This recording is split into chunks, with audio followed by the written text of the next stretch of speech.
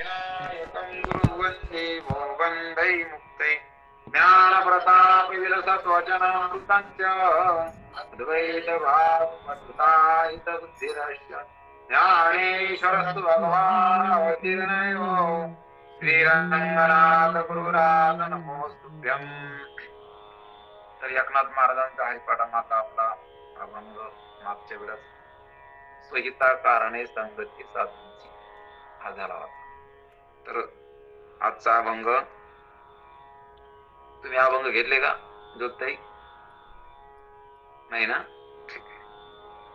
तर सत्पतते ब्रह्मा चित्पतते माया आनंदपती जया म्हणते हरी सगुणा चित्पत सगुणा सगुणा निर्गुण हरिपायी तस्वदिती आयसे पहिल वस्तू वरी गीते माझी हरी बोली रे हरिपद प्राप्ती गोळ्या भाविकासी अभिमानी आशी गर्भवास अस्ति भाती पे ऐसे पदे तिने एका जनार्दनी त्याची झाले हरिमुखे गाता हरपती चिंता त्या नाही मागुता जन्म घेणे.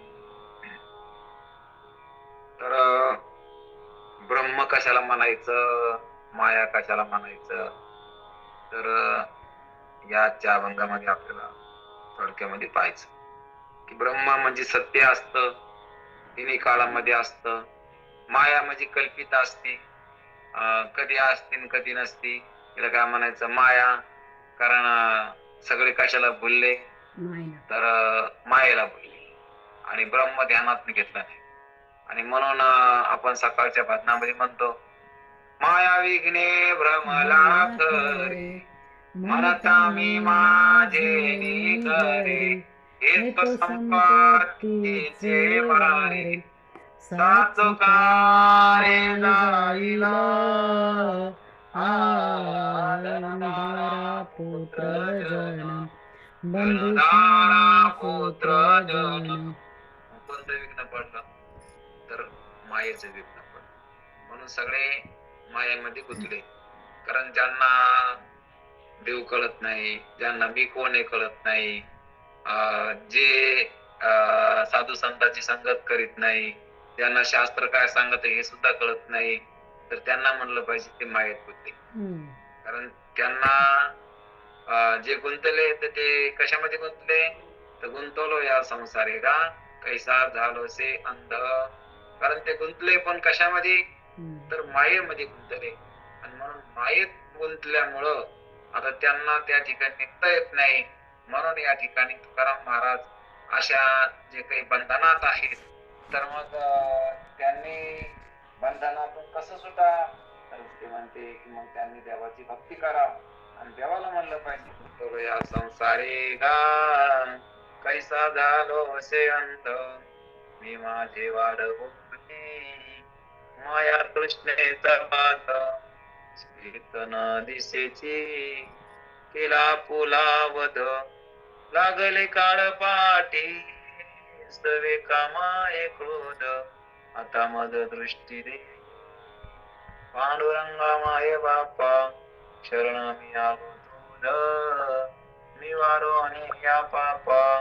म्हणून देवाला सांगितलं की देवा तू मला आता दृष्टी दे, कारण मला दृष्टी नाही.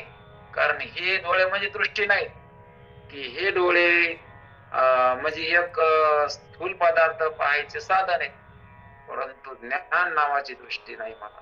कारण ज्ञान नसल्यामुळं मला योग्य काय आहे अयोग्य काय आहे हे मला कळत. म्हणून ज्ञान नावाची दृष्टी मला तुझ्याशिवाय कोणी देणार नाही. म्हणून तूच एक अशा प्रकारचा समर्थ आहे. म्हणून तुकाराम महाराज देवाला सांगित होते आणि देवालाच मागित होते.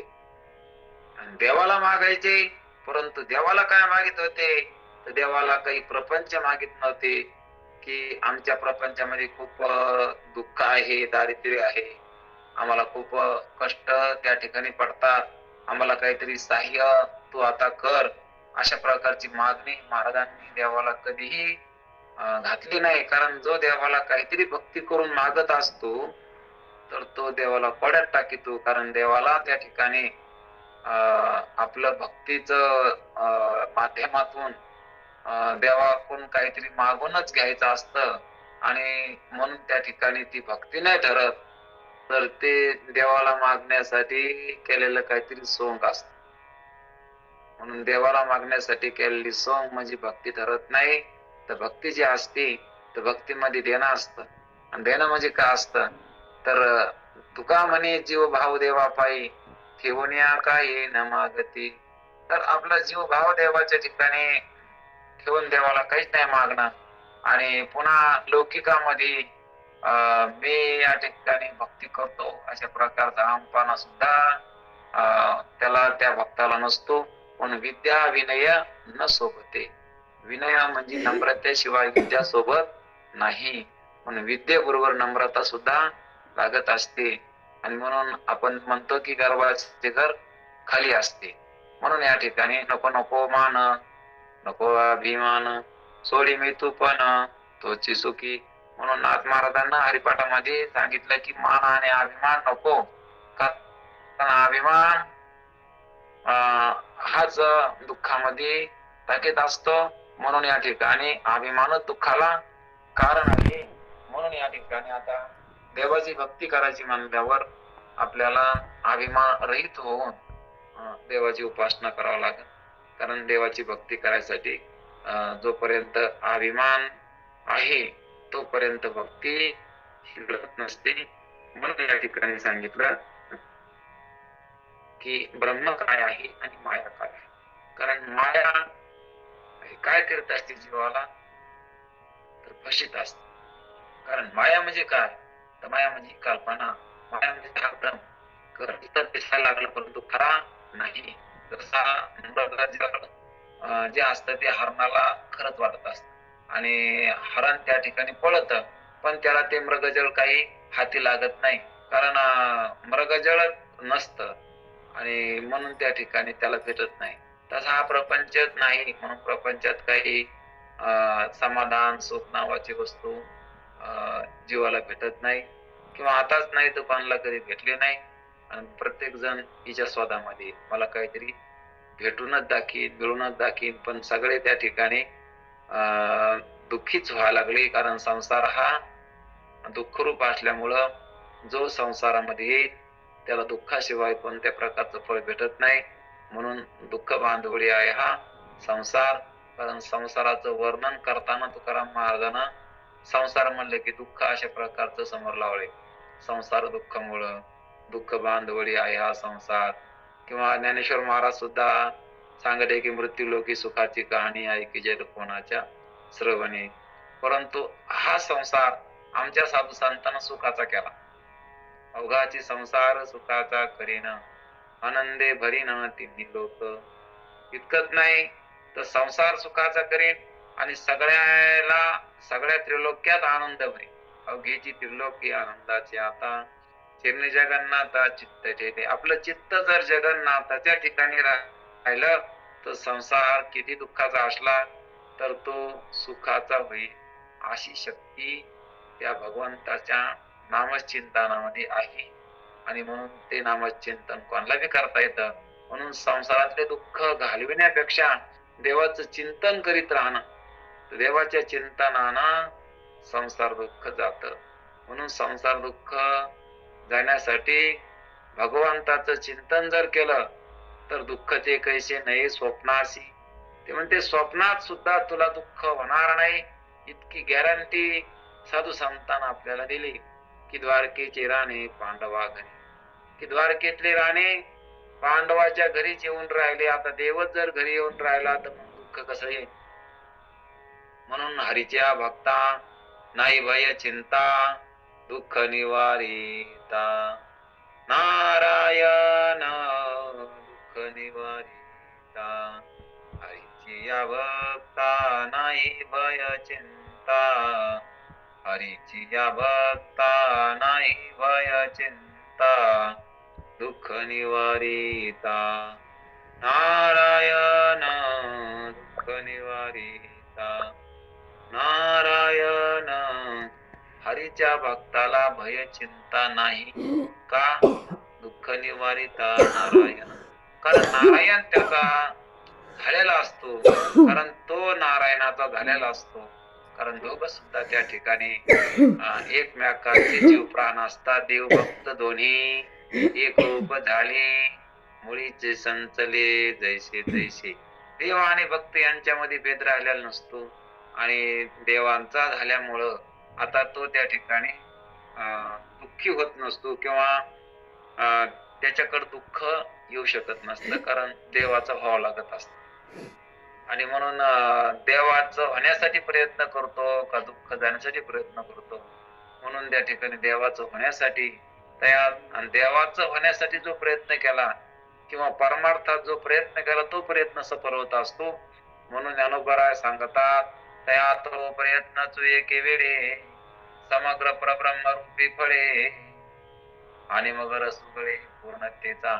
म्हणून त्याचा प्रयत्न सफल होतो. तया तो प्रयत्न एके वेळे, त्याचा प्रयत्न एकदा सफल होतो, कारण परमार्थात आला, परमार्थाकरता प्रयत्न केला, त्याचा प्रयत्न त्याचा सफल झाला.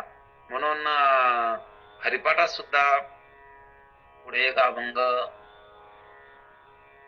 येणारच आहे. कार्य बापांनो साधन हरीचे जणी करणीचे करू नका. कारण साधन करा पण हरिप्राप्तीचं करा. कारण हरिप्राप्तीचं साधन केलं तर त्यात सफलता आहे आणि संसार करण्यामध्ये सफलता नाही. संसार होत असतो, संसार करावा लागत असतो, पण नाटकातल्या सारखा करावा लागत असतो. नाटकामध्ये जसं त्या ठिकाणी अनेक प्रकारचे ऍक्टिंग त्या ठिकाणी तो कलाकार करतो, परंतु त्या ऍक्टिंग त्याला खरी वाटत नसते, कारण त्या ऍक्टिंग मध्ये तो वाहत जात नाही. तशा प्रकारचं संस्कारी असावे, अस्वानी नसावे, भजन करावे रात्रंदिवस. रात्र हा पण संसाराचे होत आहे तर देवाचे म्हणून का संसारात आपला संबंध नाही.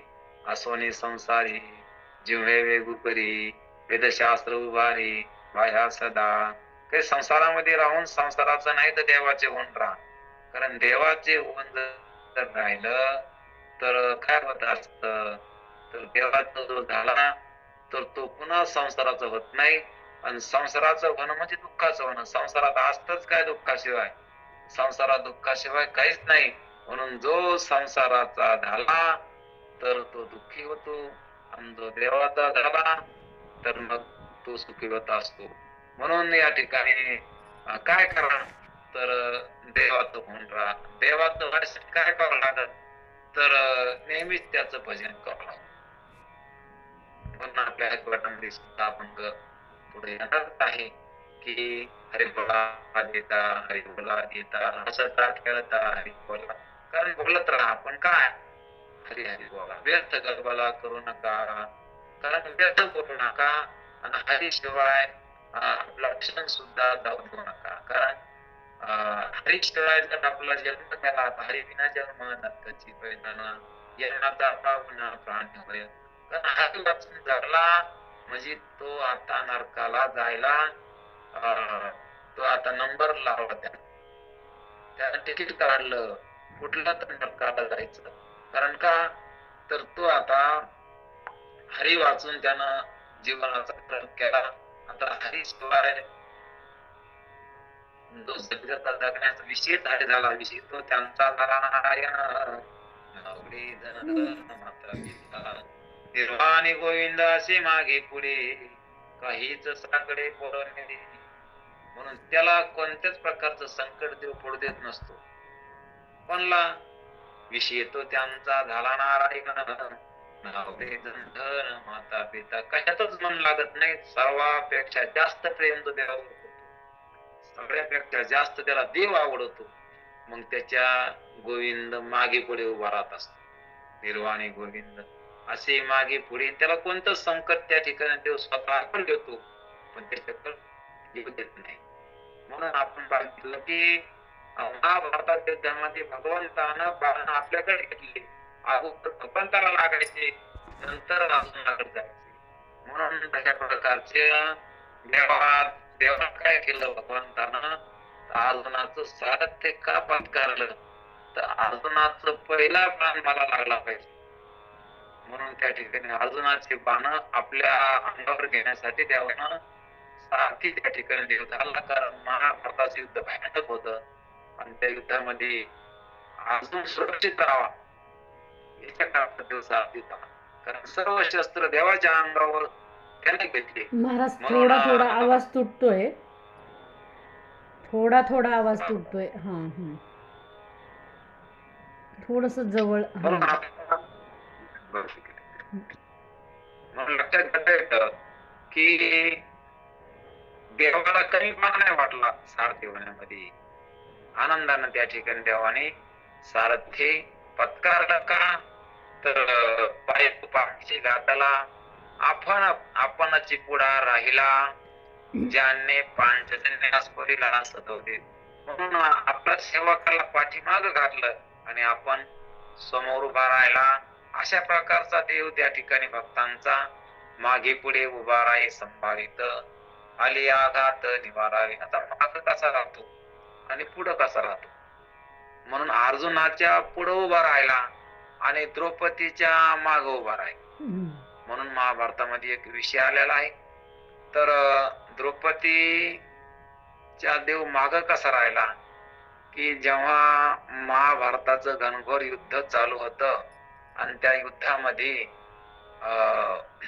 कोणताच त्या ठिकाणी एक सुद्धा पांडव मरत नाही, म्हणून दुर्योधन जास्त दुःखी झाला. कारण त्याला वाटलं सगळे आपलेच मारायला लागले, पण पांडवापैकी एक सुद्धा अजून मेला नाही. माझे कितीतरी त्या ठिकाणी 100 भाऊ आम्ही होतो आणि काहीतरी मोजके राहिलेत आणि सर्वच माझे बंधू त्या ठिकाणी मृत्यू पावले आणि पांडवाचा पाचला पाचच आहेत. म्हणून हा या ठिकाणी भीष्मा युद्ध करायला लागला, परंतु हा मनातून युद्ध करीत नाही. कारण तो आपल्याकडून जरी असला परंतु मनानं पांडवा कोण आहे. कारण आपण पहिल्यापासूनच बघितलंय की भीष्माचार्यानं पांडवाचं पाठीराखण केलं.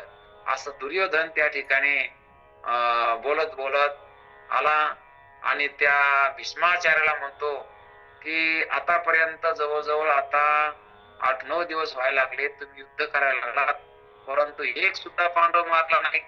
म्हणून या ठिकाणी तुम्ही दिसायला अंश पण आहात पण हसायला तुम्ही पांडवाचे आहात. आणि म्हणून या ठिकाणी असं बोलल्यानंतर त्या म्हाताऱ्याला राग आला. ते म्हणला उद्या तुला जर वाटत असेल ना तर मी उद्या हे निष्पांडव पृथ्वी करी, असं त्यानं प्रतिज्ञा केली. कारण भीष्माची प्रतिज्ञा होती. आता भीष्मानं प्रतिज्ञा केल्यानंतर अति भगवंताला त्या ठिकाणी त्याला काय कळत नाही, म्हणून भगवंताला ते माहित झाल्यानंतर आता भगवंतानं त्या ठिकाणी सांगितलं की आता काय विचार करावा. म्हणून त्या ठिकाणी देव घरी आल्यानंतर आता सर्व सामसूम झाले आणि अर्जुनाला देवानं सांगितलं, अर्जुना तू ऐकलं नाही का प्रतिज्ञा भीष्मानं केलेली, तुला माहित नाही का. तर अर्जुन त्या ठिकाणी घोरू लागला आणि अर्जुन त्या ठिकाणी घोरत असताना देवानं सांगितलं की भीष्माचार्याने सांगितलं की उद्या निष्पांडव पृथ्वी करीन आणि तू तर झोपी गेला. आता म्हणून अर्जुन म्हणतो देवा तू जाग आहेस ना, मी झोपलो म्हणजे काय झालं. कारण भीष्माचार्यांची प्रतिज्ञा म्हणजे त्या ठिकाणी ती सत्य प्रतिज्ञा होती. भीष्मानं ठरलं म्हणजे त्या ठिकाणी ठरलंच. अशा प्रकारचं त्या ठिकाणी भीष्माच्या त्या बोलण्यामध्ये शक्ती होती. आणि म्हणून त्या ठिकाणी आता देवाला झोप येईना आणि अर्जुन त्या ठिकाणी देवाच्या भरोश्यावर झोपला होता. किती विश्वास होता की देवावर, की विश्वास येतो करी स्वामीवरी सत्ता. आणि तो विश्वास असल्यामुळं त्या विश्वासानं देव त्या ठिकाणी झोपला नाही. अर्जुन त्या ठिकाणी झोपी गेला आणि अर्जुन झोपी गेल्यामुळं देवाला चैन पडेना.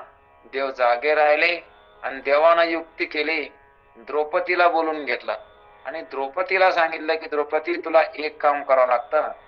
आणि काय देवा की माझ्यासोबत चालावं लागतं आणि माझ्यासोबत चालताना पण एक करावं लागल, तुला समोर व्हावं लागल, मी पाठीमागे येईन तुझ्या.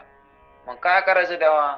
मग काय नाही म्हणे भीष्माचार्य सध्या ध्यानस्थ आहेत, रात्रीचा वेळ आहे 2 वाजायला लागले. भीष्माचार्य त्या ठिकाणी ध्यानस्थ बसलेत आणि तू बांगड्या घालून जाय त्या ठिकाणी यायचं जास्तीच्या आणि त्या भीष्माचार्या पुढं वाजायच्या आणि म्हणून त्या ठिकाणी तुला सोबत म्हणून मी पाठीमागे येतो असं म्हणल्यानंतर त्या ठिकाणी आता देव तिच्या पाठीमागे गेले आणि पाठीमागे गेल्यानंतर भीष्माचार्यानं ध्यानस्थ बसल्या असताना द्रौपदीनं त्या ठिकाणी आपले बांगड्या त्या ठिकाणी वाजिल्या आणि मग भीष्माचार्याने सांगितलं की त्याला वाटलं की कोणतरी त्या ठिकाणी सौभाग्यवती बाई आलेली आहे.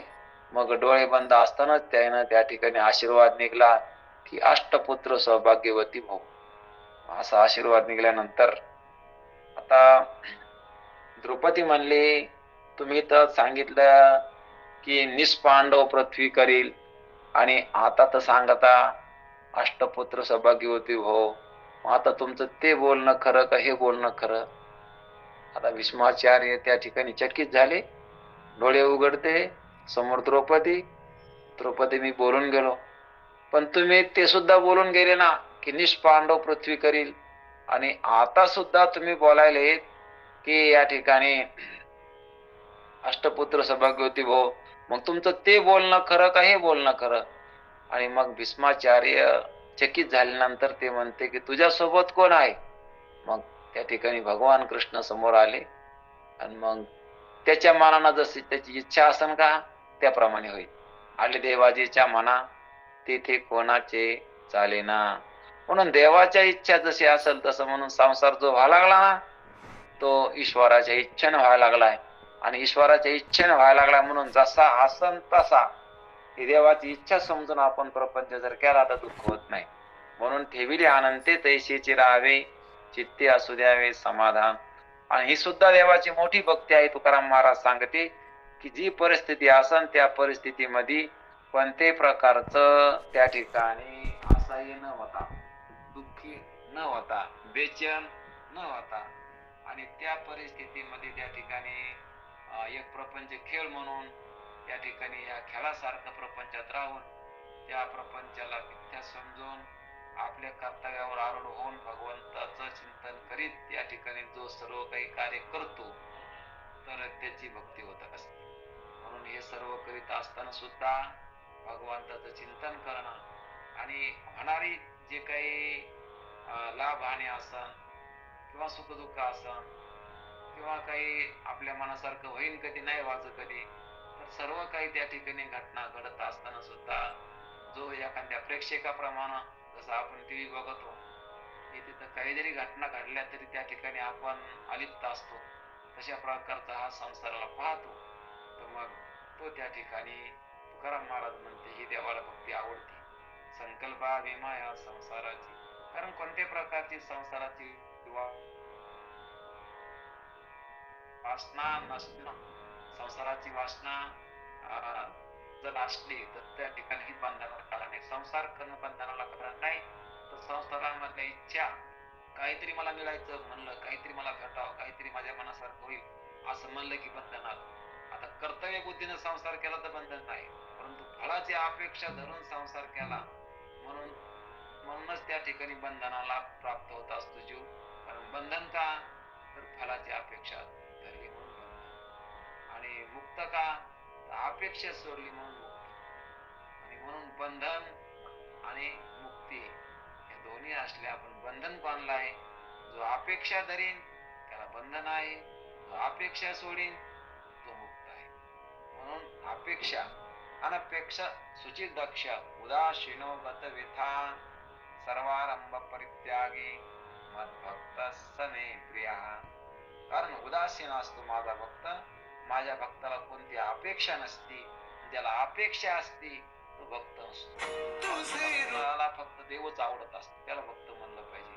आता हरिभक्त परायण मोठे झाले हरिभक्त परायण म्हणून घेते आणि पाकिट खिशामध्ये घालते म्हणून त्याला हरिभक्त परायण नुसतं नाव दिलं कारण तितकं नाव त्यानं त्या ठिकाणी महाराज झाले.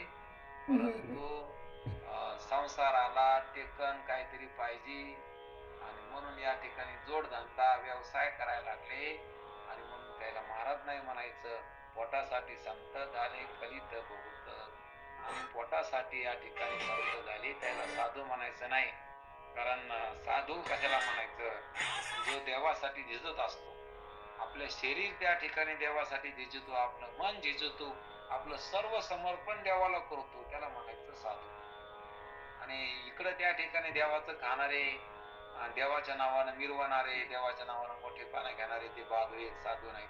कारण ते साधूच्या रूपानं ते ढोंगी लोक आहेत आणि त्यांना त्या ठिकाणी परमार्थ कळाला नाही तर दुसऱ्याला काय परमार्थ कळून देते. म्हणून अशा प्रकारचे त्या ठिकाणी साधू कोणाला म्हणायचं की साधुबोध झाला तो नरून या ठेला ठाई चमुराला अनुभव. साधूचा बोध ज्याला झाला तर मग त्या ठिकाणी ठाई चमुरला अनुभव. की साधूचा बोध झाल्यानंतर त्याला असं कळत असतं की मी या ठिकाणी परमात्मा आणि मी दोन नाहीत, परमात्मा मी वेगळा नाही, जीव अवघे देव. अशा प्रकारचं साधूच्या बोधाचं महत्व असतं. कारण साधूचा बोध झाला की सगळं देव आहे आणि आपण सुद्धा देवाहून वेगळे नाहीत, आपण सुद्धा देवाचेच आहोत आणि देवाचे होऊन राहणं हे सुरक्षित राहणं. संसारामध्ये राहणं सुरक्षित नाही, कारण देहामध्ये राहिलं तर देह कवाशिक मृत्यू पावल काही सांगता येत नाही. कारण देहाला मृत्यू आहे, पण जो जो देहामध्ये राहिला तर तो तो मृत्यूचा भागीदारी झाला. म्हणून देह हे काळाचे धन कुबेराचे. म्हणून जसं भाड्याच्या खोलीत राहणं किंवा त्या ठिकाणी तरी त्या ठिकाणी काही करता येत नाही, म्हणून त्या ठिकाणी तिला सजीत बसू नाही, तिला रंगीत बसू नाही. तिच्यामुळं आपण त्या ठिकाणी एक मोठे अशा घरावाले समजू नाही, कारण ती आपली नाही. तशी देह सुद्धा कसं आहे, दुसऱ्याच आहे. हे किरायाचा माल आहे. किरायाच्या खोलीमध्ये जसं आपण रमत नाही तसं हे देह सुद्धा कसं आहे, किरायाचा आहे, दुसऱ्याच आहे. कारण हे जाणार आहे, हे जाईलच जाईल, याशी काळोबा खाईल. कारण कधी काळ या ठिकाणी घेऊन जाईल हे सांगता येत नाही आणि कधीही किरायाचं घर खाली करावं लागल हे पण सांगता येत नाही.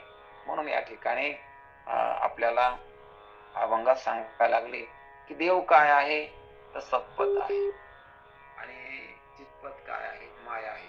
पण देवामध्ये भुलला का मायेत भुलला. नादी कोणाची आहे देवाचा, पण भुलला खोट्यामध्ये. माया म्हणजे खोटी वस्तू आणि देव म्हणजे खरा. देव खरा आहे, आता देवाच्या नादी लागन तर तो फसणार नाही. आणि देवाला सोडून ज्या ज्या वस्तूच्या नादी लागतो ती वस्तू आपल्याला फसेल. कारण हा संसार राहणार नाही आणि आपल्याला मात्र मग या ठिकाणी ह्या संसारा वाचून जावं लागेल, सोडून जावं लागेल. नाहीतर संसाराला सोडून जावं लागेल किंवा संसार आपल्याला सोडून जाईल. एक तर शरीर जाईल, शरीराचा मोह आपल्याला तसाच राहील, म्हणून शरीराची वासना राहील आणि पुन्हा या ठिकाणी संसाराला जन्म घेणे लागे. वासनेच्या संगे तिची झाली अंगे फिरू. कारण पुन्हा पुन्हा जन्मावं लागल, पुन्हा पुन्हा मरावं लागल. आणि जन्म आणि मरण काही सोपं नाही. गाडीत बसणं आणि गाडीतून उतरणं यासारखं सोपं नाही. तसं गाडीत बसणं बी सोपं नाही, उतरणं सोपं नाही. आणि तसं देहामध्ये येणं बी सोपं नाही, देहामध्ये जाणं बी सोपं नाही. देहात यायचं म्हणलं तर जन्म आहे आणि देहातून जायचं म्हणलं तर मृत्यू आहे. आणि जन्म आणि मृत्यू हे काय सोपं नाही. आणि म्हणून जन्माचं दुःख किती आहे, मृत्यूचं दुःख किती आहे, गर्भाचं दुःख किती आहे. म्हणून सर्व शरीरामध्ये दुःखाशिवाय काहीच नाही. दुःख बांधवडी आया संसार. म्हणून तुकाराम महाराज त्या ठिकाणी उपदेश करतात, किती वेळा जन्मा यावे किती भावे फजित, किती वेळा जन्मा यावे किती भावे फजिती. म्हणून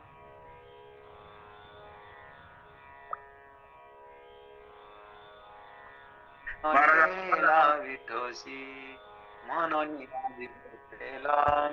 शरण गेला विठोशी. म्हणून जीव गेला आणि देवाला शरण गेला. आणि म्हणून देवाला शरण गेल्यानंतर भीती राहत नसते.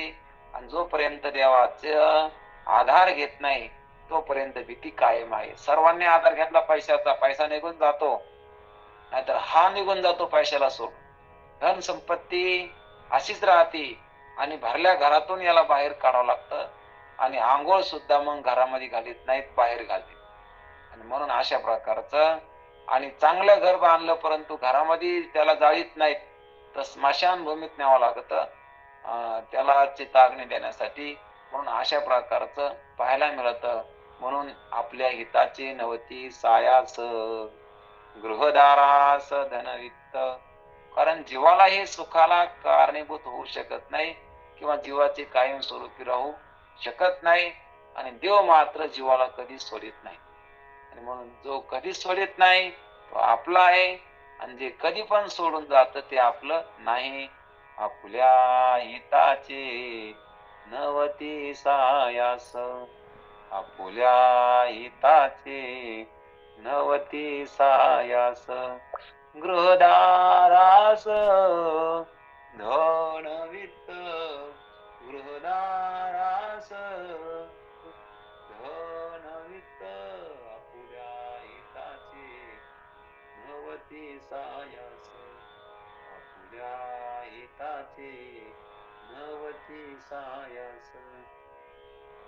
याच्यामध्ये हित नाही. आणि संसारामध्ये सर्वांना वाटतं की मी काहीतरी करायला लागलो म्हणजे माझ्या हिताचा आहे. परंतु जो काही देवाची भक्ती करी देवाच्या भक्तीतच जीवाचं हित असतं. कारण देव कसा आहे, सुखरूप आहे आणि संसार कसा आहे, दुःखरूप आहे. आणि जीवाला दुःख नाही पाहिजे आणि जीवाला सुख पाहिजे आणि सुख पाहिजे म्हणजे त्याला देव पाहिजे. कारण देव आणि सुख दोन वस्तू नाहीत. देव आणि सुख एकच आहे. कारण सुख आणि देवाला वेगळं करता येत नाही.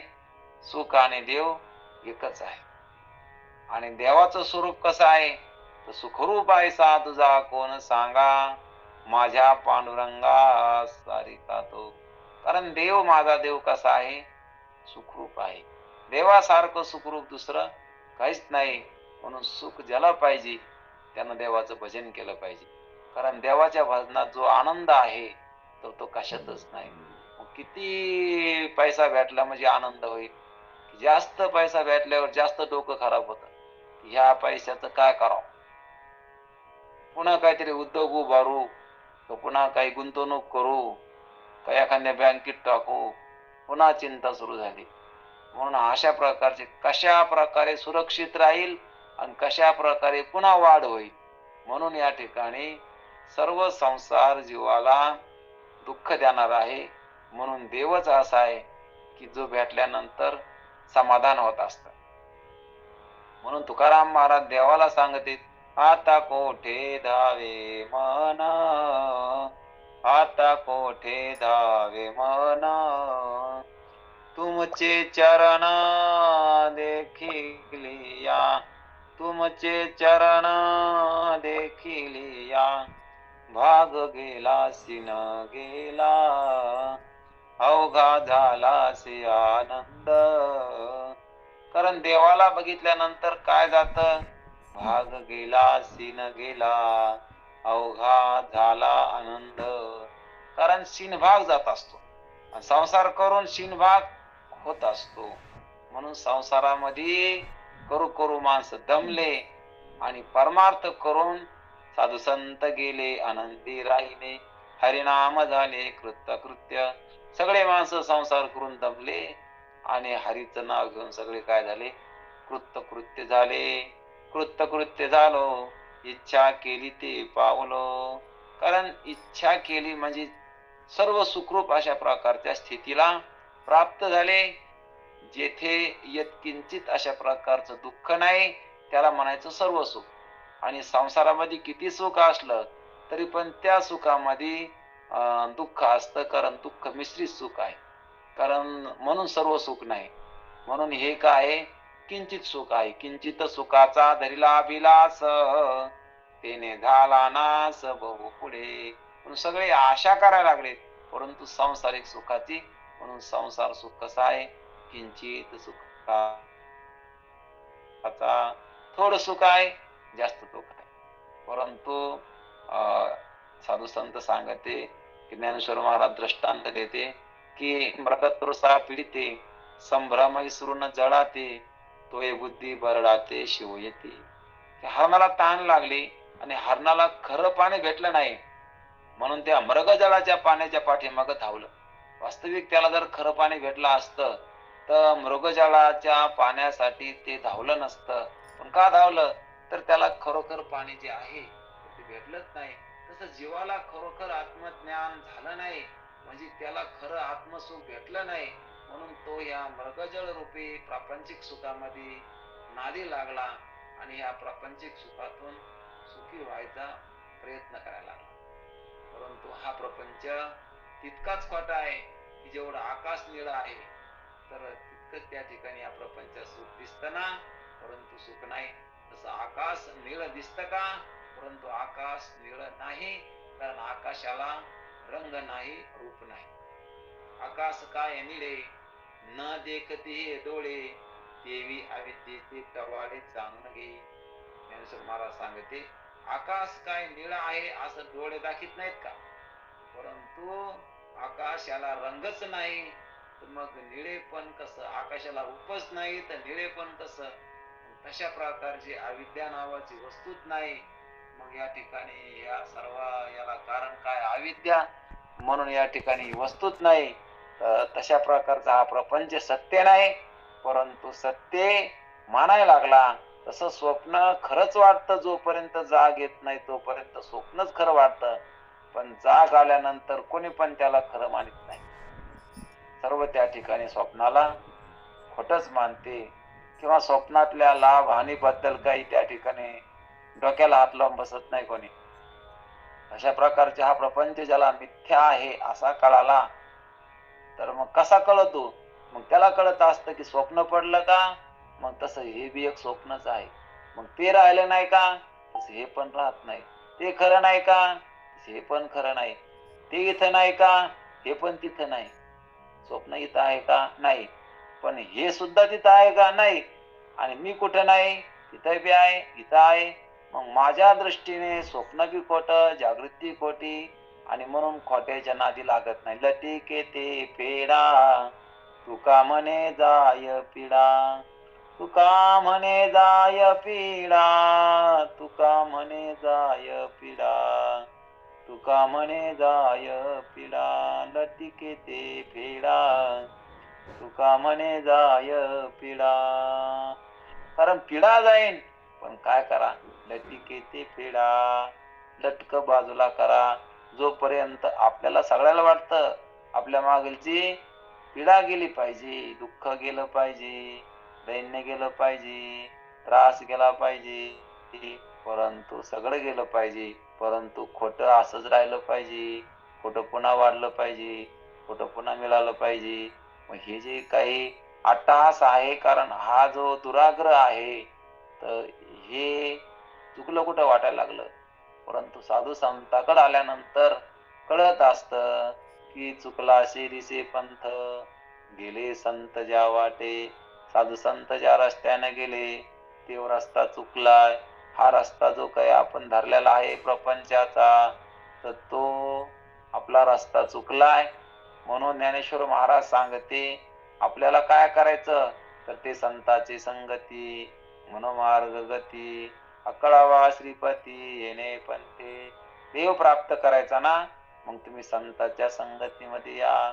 संत संगतीने फार लाभ झाला, कारण संतांच्या संगतीमध्ये विचार असतो. संत संगतीचे काय सांगू सुख, आपणा पारखे नाही तेथे.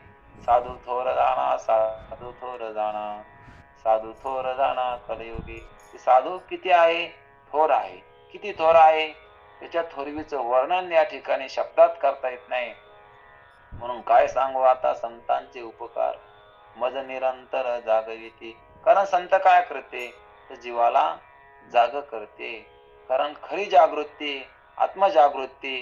कारण आपण मी कोण आहे, या ठिकाणी कशा करता आलो, मला कौरक राहायचं, कुठं जायचं, आपला संबंध कोणा संग आहे.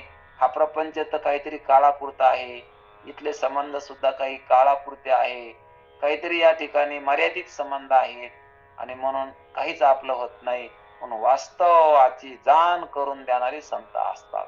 जे वास्तव आहे, जे खरोखर आपलं आहे त्याची जाण करून देते त्याला संत मानायचं. आणि जे आपण जे करायला लागलो तर ते समज असत म्हणजे दुःखरूप पदार्थाचे आपण नादी लागलो, असत म्हणजे जे काही खरं नाही त्याचे आपण नादी आहोत. आणि संत आपल्याला खऱ्यावर नेते. आणि खरा कोण असतो? देव खरा आहे. आणि देव खरा आहे म्हणून त्याचा देवाचं जर चिंतन करायचं असलं तर देवाचं चिंतन कसं करा? तर त्याचं आवडीनं भजन करा. आवडीनं त्या देवाचं जो भजन करीन तर त्यानं संसाराची चिंता करायचं काम राहील नाही त्याला. आता मग संसाराची चिंता कोण करीन? तर जो देवाचं आवडीनं भजन करीत नाही त्याला संसार चिंता करायला लावतो. आणि जो देवाचं भजन आवडीनं करतो त्याला संसाराची चिंता करायचं काम नाही. तुझी चिंता त्याशी सर्व आहे. आपली चिंता कोणाला आहे? देवाला आहे. कारण मग जसा संसार होईल तसं मग प्रभूची इच्छानं व्हायला लागला असं त्या भक्ताला वाटत असतं की जशी इच्छा आसन ठेविली अनंते तैशीची राहावे, किंवा आली देवाजीच्या मना तिथे कोणाचे चालेना, समयाशी सादर व्हावे, देव ठेविल तैशीच राहावे. म्हणून अशा प्रकारचे त्या भक्तांचा निश्चय असतो. म्हणून ते संसारामध्ये रमत नाही. म्हणून ते रमतेत तर मग देवाच्या नामस्मरणामध्ये. आणि देवामध्ये रमल्यामुळे काय फायदा झाला? तर आवडीने भावे हरिनाम घेसी, तुझी चिंता त्याशी सर्व आहे. आवडीनं देवाचं भजन केल्यामुळे मग आता याला चिंता करायचं काम राहिलं नाही. कारण देवाचं भजन केल्यावर चिंता आता कोणाला लागले? मग देवाला लागले. मग भक्ताची चिंता कोण करता? तर देव करतो. कारण मग सर्व त्याचं त्या ठिकाणी कोण पुरवित? देव पुरवितो. माझ्या विठोबाचा कैसा प्रेम भाव, आपणची देव होय गुरु. कारण गुरु होऊन ज्ञान सुद्धा सांगतो, त्याला पुन्हा सत्मार्गावर बी आणतो. आणि त्याची सर्व काही फजिती त्या ठिकाणी जगामध्ये होऊ देत नाही. आणि त्याला आनंदाच्या राशीवर नेऊन बसवून आपल्यामध्ये सामावून घेतो. आणि दुःखरूप प्रपंचामध्ये पडू देत नाही. इथं सुद्धा त्या ठिकाणी सुखामध्ये त्याला ठेवीत असतो. असा देव आहे. म्हणून त्या ठिकाणी भक्त काय करते?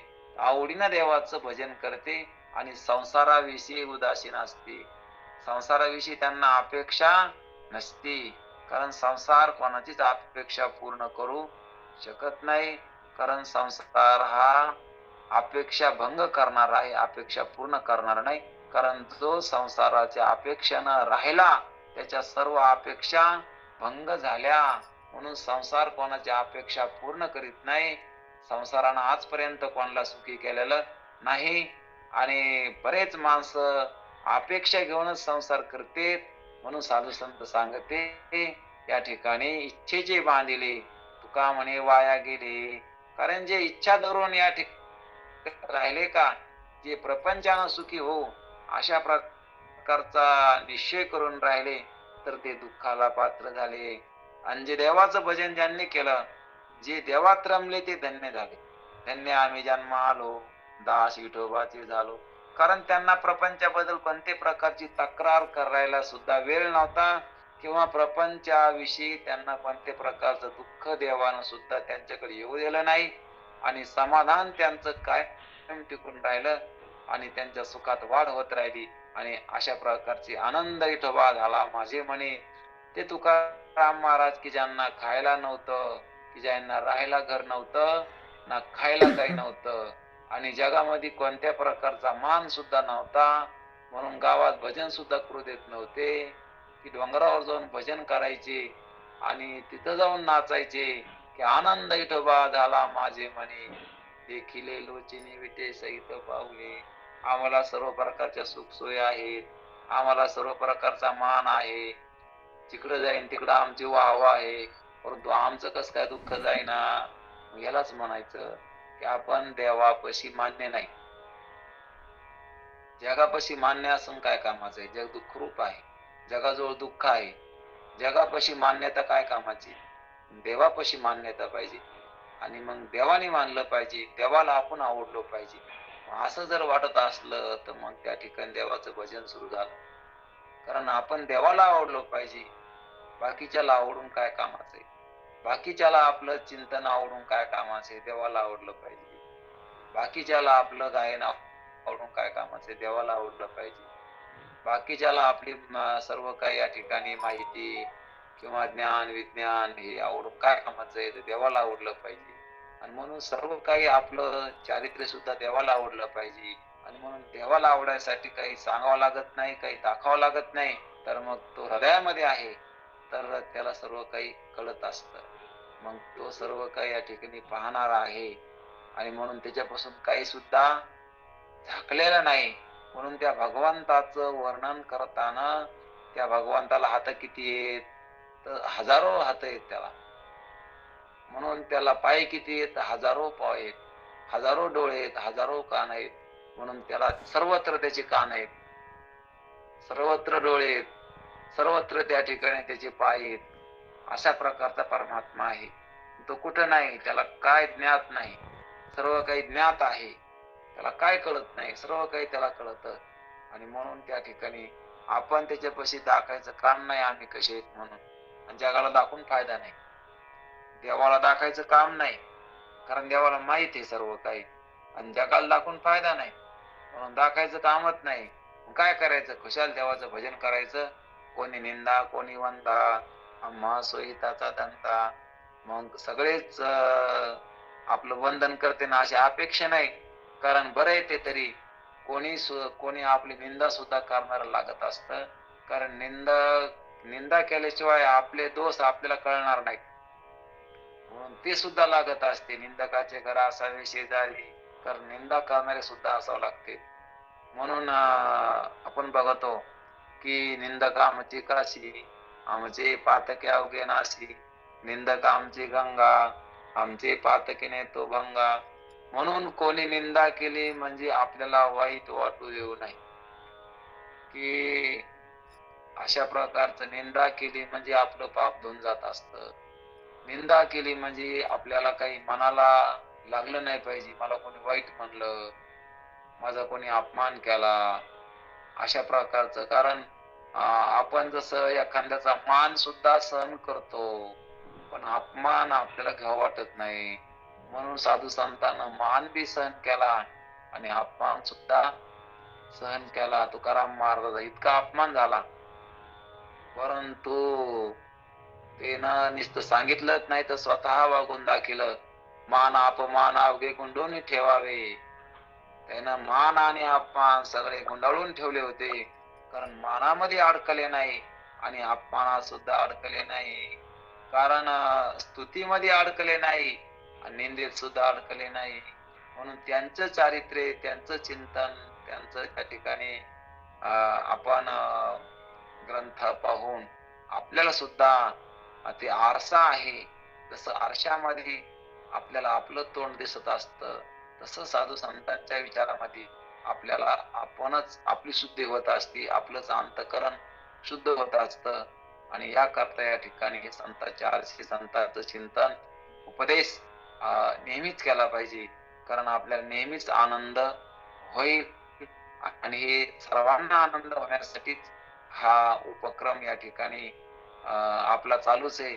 आणि म्हणून आजच्या अभंगामध्ये आपल्याला थोडक्यामध्ये बघायचं की आपल्या हितासाठी, जसं मागचा अभंग पाहिला आपण की संतांची संगती ही साधूची संगती हितासाठी असते, तसं या ठिकाणी आजच्या अभंगामध्ये सत्पथ ते ब्रह्म, जे सत्पथ आहे ते ब्रह्म आहे, जे चित्पथ आहे ती माया आहे. कारण माया आणि ब्रह्म, माया कल्पित आहे, ब्रह्म सत्य आहे. आणि म्हणून या ठिकाणी येरते माईक दुःखाचे जनती, नाही आदी अंती अवस्थाने माईक पदार्थ दुःख देत असते. म्हणून या ठिकाणी माईक पदार्थाच्या नादी लागू नये. जो माईक पदार्थाच्या नादी लागला तर तो दुःखी झाल्याशिवाय राहिला नाही.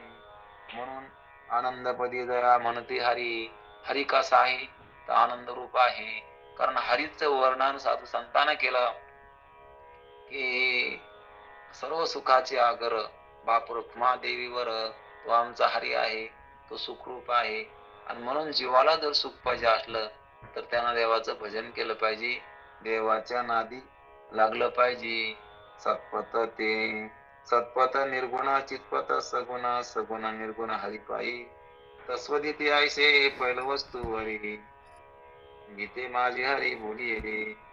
कारण भगवद्गीतेत देवानं हेच सांगितलं की हरीची प्राप्ती होती, पण कोणाला होती? हरिपद प्राप्ती भोळ्या भाग विकासी आदिमाने अशी गर्भवास. हरीची प्राप्ती भोळ्या भक्ताला होत असती. कारण ज्याला या ठिकाणी कसला अभिमान नाही, कसला गर्व नाही, जो लीनतेनं वागतो, असा जो असतो, आपला मोठेपणा जो मिरवत नाही, आणि असा जो असतो, तर त्याला हरीची प्राप्ती होत असते. हरिपद प्राप्ती भोळ्या भाग विकासी अभिमानी अशी गर्भवास असती बाती काही ऐसे पद्धतीने का जनार्दन एकटीची झाले. म्हणून ते हरीला शरण गेलेले हरिरूप झाले. कारण हरिहून वेगळे राहिले नाही. पण अशा प्रकारचा जो हरी आहे तो सर्वांनी ध्यानात घ्यावा. आणि त्या हरीचं स्मरण कसं करा? तर हरीचं स्मरण करा, आनंदानं हरीचं नाम घ्या, हरिमुखी गाता हरपली चिंता. हरीच्या नावात दोन फायदे, आता चिंता राहणार नाही आणि पुढं गर्भवासाला जायचं काम नाही. आता संसाराची चिंता राहणार नाही. माझी या भक्ता कैशी संसाराची चिंता, काय समर्थाची कांता कोरा अन्न जेवी. माझ्या भक्ताला संसाराची चिंता राहत नसती. हरिमुखी गाता हरपली चिंता. तया नाही मागुता जन्म घेणे, पुन्हा त्याला जन्माला सुद्धा दुःखरूप प्रपंच त्याला त्या ठिकाणी भेटणार नाही. असं हरिचिंतनाचे फायदे आहेत. म्हणून झालेली सेवा संतांच्या चरणी अर्पण करून आणि आता पसायदान होईल. आता विश्वात्मके देवे येणे वागयज्ञ तोषावे तो सोनी मज द्यावे पसायदान. जी खळाची व्यंकटी सांडो तया सत्कार निरती वाढो. भूता परस्परे पडो मैत्र जीवांचे दुरितांचे तिमिर जाओ. विश्वसो धर्म सूर्य पाहो जो जीवांची रतो ते लावो प्राणिदान. वर्षोत सकळ मंगळी ईश्वर निष्ठांचे माते आई. अनवर्त भूमंडळी भेटतो तया मुला. चला कल्पतरुचे आरो चैतना चिंतामणीचे गावो. बोल दीजे अर्णव पियुषांचे चंद्रमेघे अलांछन मार्दंड जे तापहीन.